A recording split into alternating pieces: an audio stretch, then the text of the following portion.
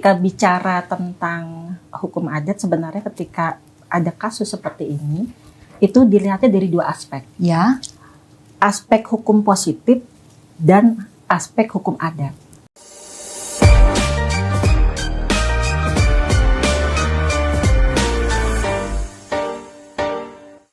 Kami barusan selesai membahas materi adat yang akan kami kenakan kepada saudara Yeki Kabah dalam konten yang telah membuat orang Dayak sangat terhina sekali. Maka hari ini kami dengan OKP-OKP yang sudah sepakat bahwa hari ini kita akan pertemuan kembali, ya puji Tuhan, hari ini terlaksana.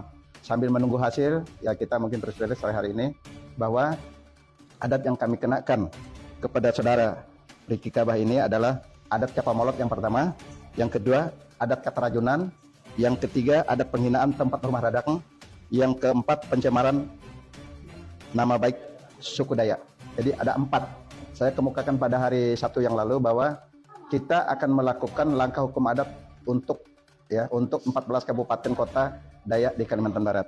Mungkin sementara itu bisa kami dapat sampaikan. Masalah angka mungkin kami baru bisa sampaikan pada hari Kamis yang akan datang.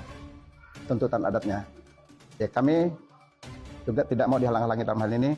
Hukum positif silahkan berjalan, tapi adat juga harus kami tekankan di sini, harus dibayar, harus dilaksanakan. Tidak ada cerita tidak dibayar. Ya, jadi adat ini penting bagi kami untuk menjunjung tinggi harkat dan martabat suku. Jadi bukan hanya Dayak yang beradat, tapi suku-suku lain juga punya. Hanya caranya yang berbeda.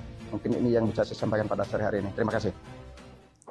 Nah, kasus dari TikTokers tadi yang ada nonton videonya tuh jadi memunculkan pertanyaan, eksistensi hukum adat di Indonesia memang seberapa jauh sih? Katanya sih ada dan diakui dalam KUHP nasional ya, Undang-Undang Nomor 1 Tahun 2023 KUHP-nya Indonesia. Nah, saya sudah bersama dengan 2 narasumber di studio podcast WhatsApp Kemenkum RI. Ada Ibu Cahyani Suryandari SHMH, staf ahli Menteri Koordinator Bidang Hukum, Hak Asasi Manusia, Imigrasi, dan Pemasyarakatan. Ibu, terima kasih sudah hadir, Bu. Terima kasih kembali. Ya, kemudian ada Direktur Jenderal Peraturan Perundang-undangan, Dr. Dahana Putra. Dr. Dahana Putra. Bu, saya minta tanggapannya dong tadi, Bu. Ya, tadi itu kan TikTokers asal Kalimantan Tengah. Ya, saya mulai dari Ibu dulu ya, Pak Dahana ya.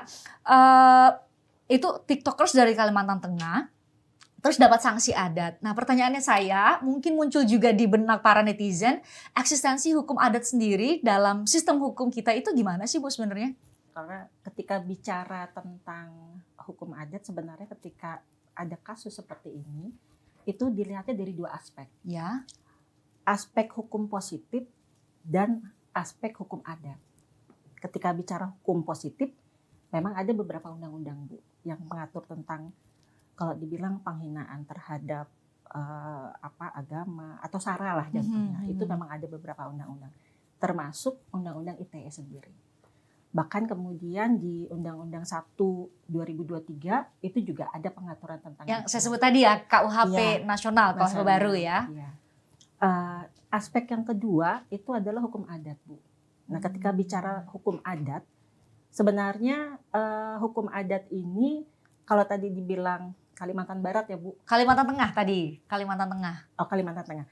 Kalau bicara tentang TikToker tadi, sebenarnya hukum adat itu kan hukum yang memang hidup di masyarakat, di mana tujuannya adalah menjaga keseimbangan. Kalau tadi disampaikan ada 4 sanksi, salah satunya misalnya Capa molot, ya, keterajunan, penghinaan rumah adat, pencemaran nama baik suku Dayak. Ya. Nah, capa molot ini kalau di hukum adatnya Dayak, dan ini Kayanat ya, Dayak Kayanat. Jadi sebenarnya kalau bicara hukum adat yang kemudian Dayak itu sebenarnya ada banyak, Bu, spesiesnya. Kalau saya sebut spesies, ada Dayak Ngaju, Dayak Manyan, Dayak Kanayat tadi, dan masih banyak lagi. Dan itu masing-masing punya tradisi sendiri-sendiri, termasuk yang capa molot tadi. Kalau capa molot itu kan semacam memberikan kalau disebut itu mulut pahit ya. Setiap hal yang hal negatif itu keluar dari mulutnya, dan itu bisa menimbulkan perpecahan atau ketidaknyamanan di masyarakat adatnya sendiri.